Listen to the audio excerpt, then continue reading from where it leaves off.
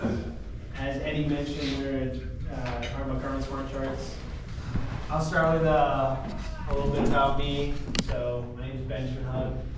I work at Garmin. I'm a human factors design engineer, and I work on quite a couple of things.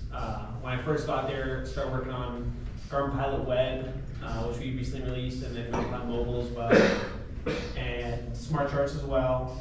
And now I'm working on GPX Touch and also a little bit of GP1000 on it. And CFWI. Started flying at age 16 in South Florida, where I got my private, and got into flight simulation. And then I also enjoy playing soccer, a little bit of music. And that's me in the one world trade. Alright, so a little overview of what Smart Charts is. Essentially, Smart Charts is a dynamic rendering of a terminal procedure and more. And we're our own charting provider now. So you have the FAA charts, you have Jepson, and we have Garmin Smart Charts. It's our own database we have amassed, and it's our own chart that we're creating. And we process and display dynamically. And we let you, it calculates instrument approach minimums for you, and I'll kind of show you that. It's just a great tool for situational awareness. As you'll see, it helps reduce a lot of information that you just don't need. And important thing is it can be used for replacing all your aeronautical charts and data under Part 91. All right. Okay. So quickly on terminal procedures, the cool thing about this is it's true to scale. So everything on there, there's no more like little swirly lines to show you that it's off the chart.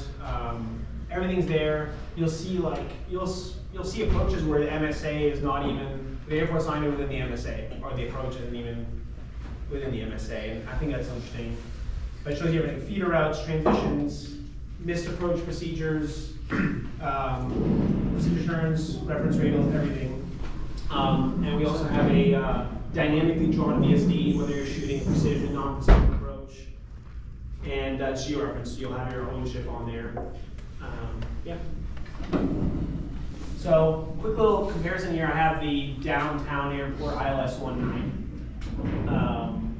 And these are some screenshots. I might do a little bit of a live demo in a second so you can get a better view of actually using it.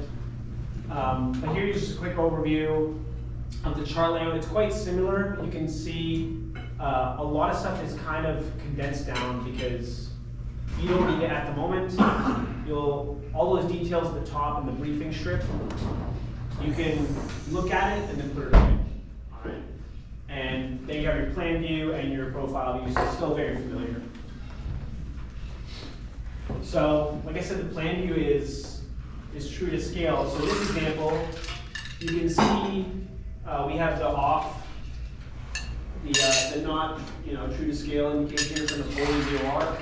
But over here you can see the MSA is that magenta pink line.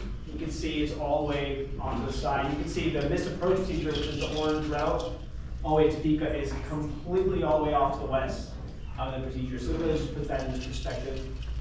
And then as you would zoom in, you would get more detail about the intermediate fixes there. Really cool thing here that makes it so much easier. You don't have to do the adjustments, you don't have to do math while you're flying.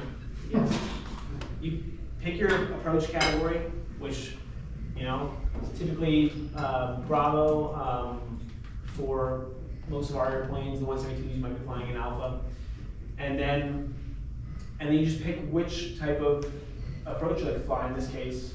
So ILS, localizer, or circling, and it'll even tell you, like in this case, downtown, they don't want you circling east of the runway 1901 because of the city, the skyline, and it tells you right away. Gives you that warning up front. And then these adjustments down here. So if the approach lighting system is not operative, you just hit off on there, just press it, and it just updates the minimums for you. Same thing for the categories. So no math required, you just update it, just toggling those. And then at the moment, if you've flown or if you've done your instrument training, you'll know that sometimes instrument approaches are no-domed with adjustments to the minima. We don't have that like hooked up yet, but I know we have that planned for the future to get any no-domes automatically adjusting the minima as well. And then here's another cool thing. So when you select circling as your minima, it'll actually change the VSD to show you're shooting a non-precision approach, and it shows the calculated circling area, and it adjusts for the category you're flying. So you'll see the radius increase, and in this case, it also shows you the area that's not authorized on that right side. And then, like I was mentioning earlier, all this info on the briefing strip is tucked away. You can have some of it open at a time without cluttering up your view. So in this case, I have the frequencies up there, the comms on the left. And you can just go through this, the briefing strip. And at the bottom, you have your missed approach graphical instructions. And then the textual description of the missed approach is also within the details slide out. So that's all here. Everything is within the details strip. So I'll talk about how you might want to utilize this when you're briefing an instrument approach. There's really no one, like you can do it however you want, but I will provide a kind of a structured way to do it so you don't get lost. But everything's in here, all the details. And we even have a descent rate table there, and we'll have timetables for non-precision approaches and things like that handy for you. And then here's a cool one showing the decluttering. So you can pick the minima, you can also pick the transition you're flying.